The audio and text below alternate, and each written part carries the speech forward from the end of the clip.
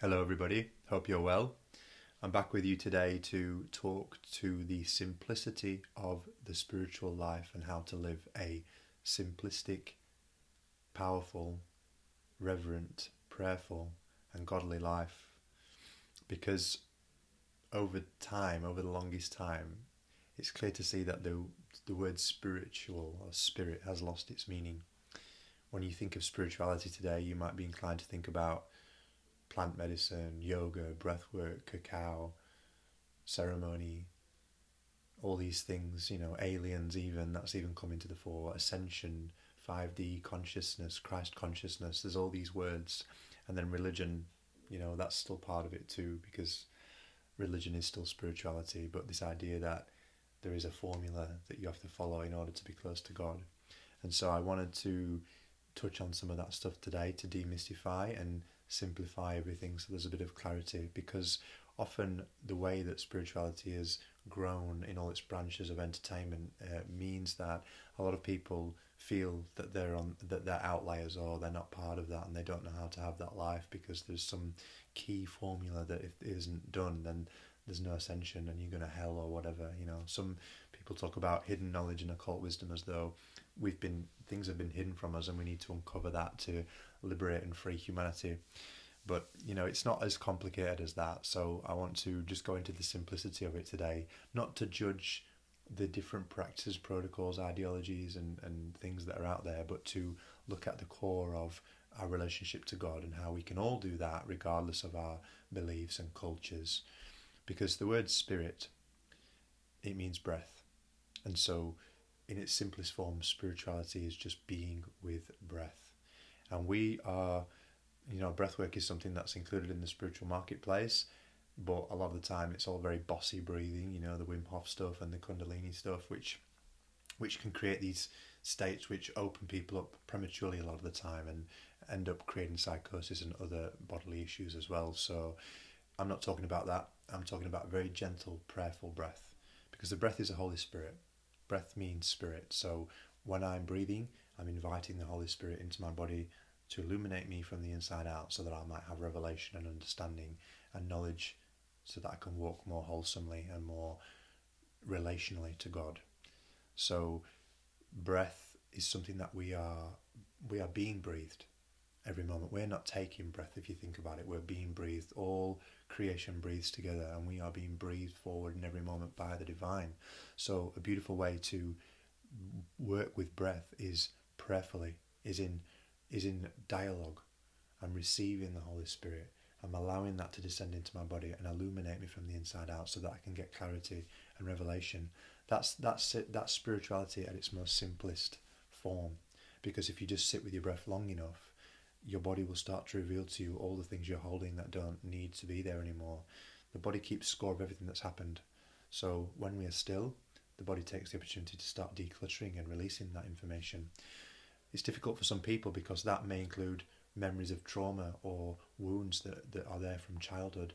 And so a lot of people breathe very shallow. They keep the breath up here, because if it were to descend into the lower kingdom, into the sacral, into the root, into the solar plexus, for example, then we might start opening up memories of times where we were harmed by others. And of course that's uncomfortable. And what a lot of people will do is will be distracted by that, by picking up their phone or a drink or a smoke or whatever, because they don't want to go there. So they'd rather move from that centeredness and do something else because they don't like that feeling that comes up. And that's understandable, but it's also avoiding the deeper and simple practice of spirituality. So working with breath in that way, what it does is it allows us to invite energy like a gentle tide which just comes in and gently pulls away the clutter and the sediment and the driftwood in our bodies that we don't need anymore. And if we work with breath in that way, it can be a very simple practice.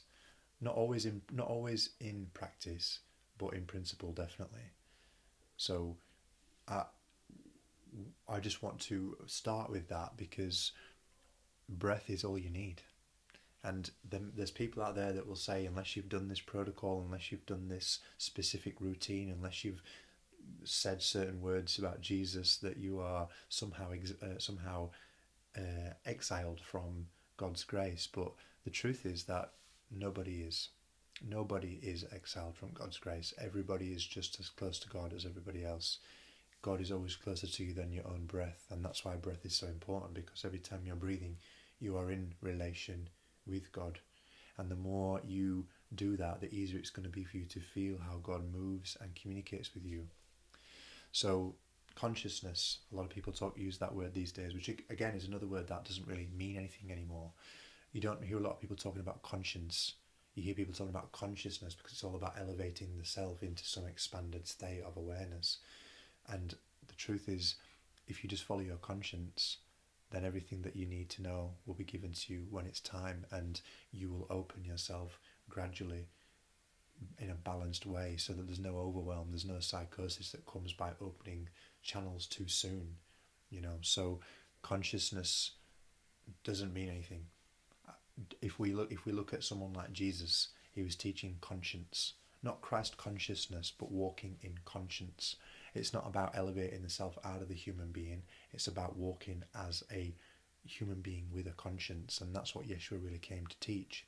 So when it comes to hidden knowledge, this idea that we've all been veiled from certain knowledge that would get us closer to God or get us more spiritually elevated, there is nothing that's been hidden from us. We veil ourselves according to what we are ready for, according to our choices, our beliefs, our attitudes and behaviours. So nothing is hidden. And the truth is, if you were to just follow Jesus' teachings, that would be enough. He's not going to say, I'm going to show you how to get to the seventh dimension, because the truth is the seventh dimension's right here anyway.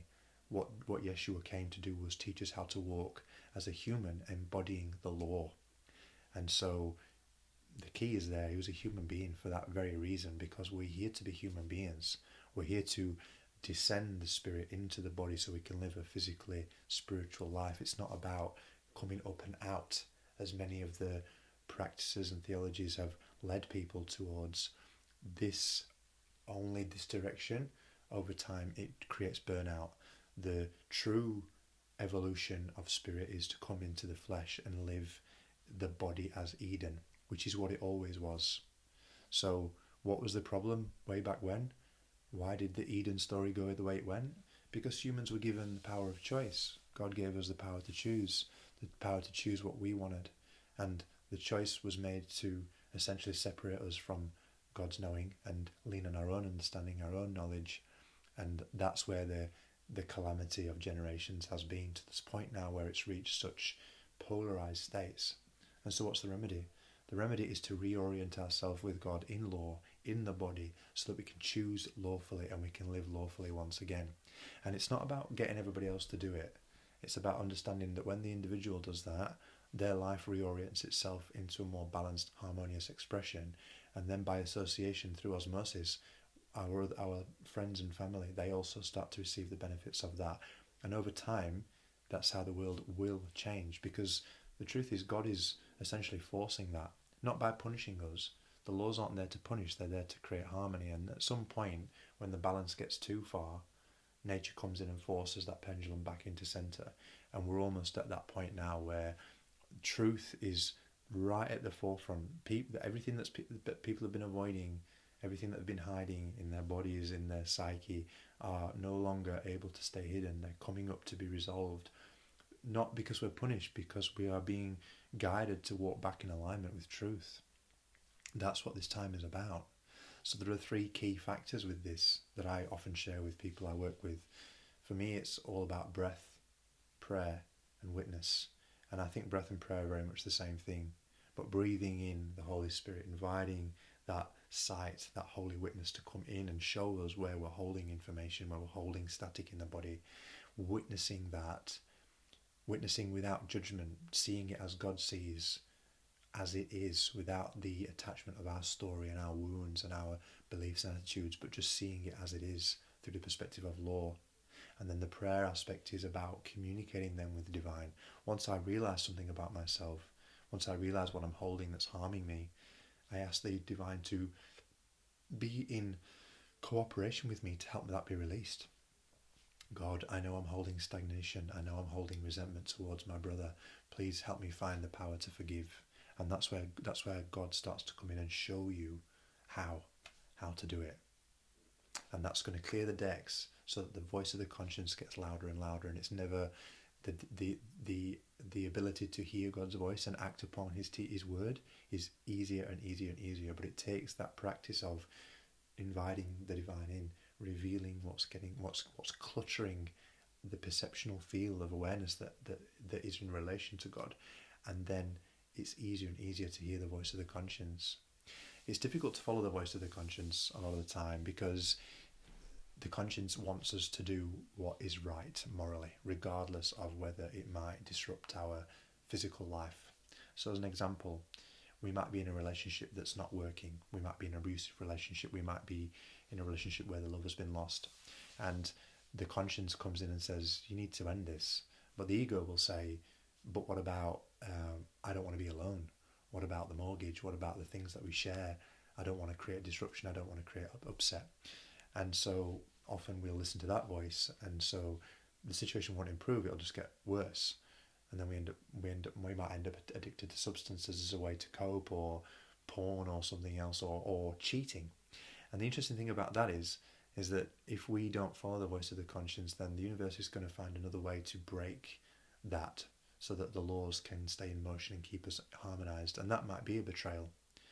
And in the time that happens, we might feel uncomfortable and hurt, and of course we're going to be heartbroken. But later on down the line, we'll recognize actually that was for the best for both of us. So that's the way that the law works, to keep us in alignment, not to punish us, but to bring us back into truth.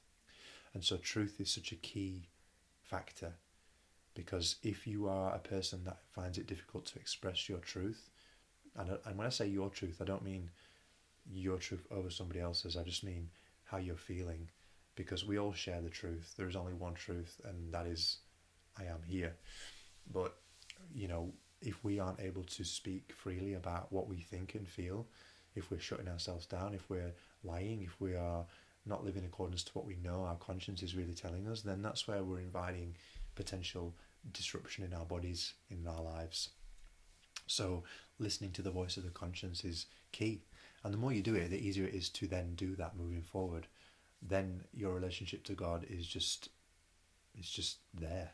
There's no denying, there's no doubt. So it takes practice, but practice makes perfect. The mind and the heart, they're just muscles that need to be worked out. The heart, for many of us, is full of clutter, deceit, vengeance, envy, resentment, judgment, hatred, anger. These are the things that we need to open our heart and clear out of there so that God can take up his throne once more in the heart. So it's our job to do. God sees our heart. God knows our heart already. So there's no shame in being honest with him and saying, I've got vengeance in my heart.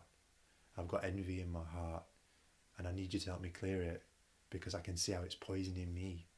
Envy especially is like poison, and it has it holds so tightly, and it creates this world of deception and lies, and it's a really ugly one if we don't get it in check. So God is there to assist us with that. When we recognize we've got something in here that needs clearing out, invite him in. God, breathe with me, come into my heart, show me where I am holding, and let me release, whatever we need to do to get God to co-create with us. And the more we do that, the cleaner the heart becomes, the more aligned we are, and then our life is a reflection of that, because our heart is beaming love unconditionally instead of judgment, hate, anger, and then all the field becomes distorted by that. So it's very simple. If we use prayer, if we use breath, if we use witness, then we can have a very simple life with God, and we don't need to worry about making sure that we've done yoga every day or meditated every day. As long as we're with God in the present moment, then we will experience the benefits of that relationship. Many people want proof before they'll do it, and I say to them, the science people that think it's science or God, I would say make faith your experiment, because if you do it, you'll reap the rewards, and then there'll be no question. You'll just be living in covenant with the divine every moment. So all the practices that people do spiritually, religiously, I'm certainly not bagging those out. I've done many of them myself, and I take things from all angles and all perspectives. But at the end of the day, we've got to be looking at, why are we really doing it? Is it just about ourselves needing to feel like we fit in? needing to feel like we belong, needing to prove and show something to someone, needing to feel enough? Or is it because we are really trying to serve creation here? Because any energy that we are taking for ourselves and not stewarding in some way to serve God, to serve creation, will become corrupt and will create problems later on. Again, not by punishment, but by correction and alignment for our own good. So breath. Use the breath as a tool of inspiration, as an invitation of the Holy Spirit to come in and work with you to help you see anything that you're holding that no longer needs to be there. And it can be that simple.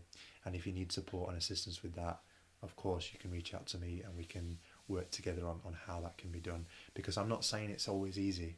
You know, some of us have been victims to some really uncomfortable and hurtful experiences, but the law of rhythm requires that we get to a point where we move past the season of that experience and release it back into the arms of the divine so it can be purified, redeemed and released.